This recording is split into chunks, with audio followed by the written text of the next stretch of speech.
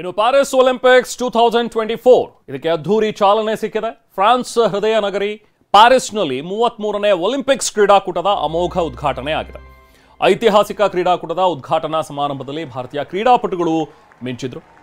ನೋಡಿ, ಒಂದು ದೃಶ್ಯಗಳನ್ನು ನೋಡ್ತಾ ಇದ್ದೀವಿ. ಫ್ರಾನ್ಸ್ ರಾಜಧಾನಿ ಪ್ಯಾರಿಸ್ನಲ್ಲಿರುವಂತಹ ಸ್ಯಾನ್ ನದಿ ದಡದಲ್ಲಿ 33ನೇ ಒಲಿಂಪಿಕ್ಸ್ ಕ್ರೀಡಾಕೂಟಕ್ಕೆ ವರ್ಣರಂಜಿತ ಹಾಗೂ ಅದ್ಧೂರಿ ಚಾಲನೆ ಸಿಕ್ಕಿದೆ.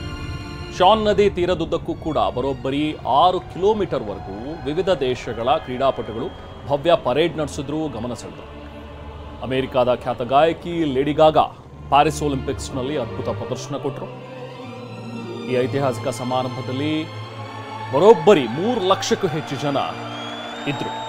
ಹಾಟ್ ಏರ್ ಬಲೂನ್ ಅನ್ನ ಗಾಳಿಗೆ ಬಿಡೋ ಮೂಲಕ ಒಂದು ಅದ್ಧೂರಿ ಚಾಲನೆಯನ್ನು ಕೊಟ್ಟಿದ್ದಾರೆ. ಕ್ರೀಡಾಪಟುಗಳಿಗೆ ಮೆರವಣಿಗೆ ಮಾಡಲಾಯಿತು.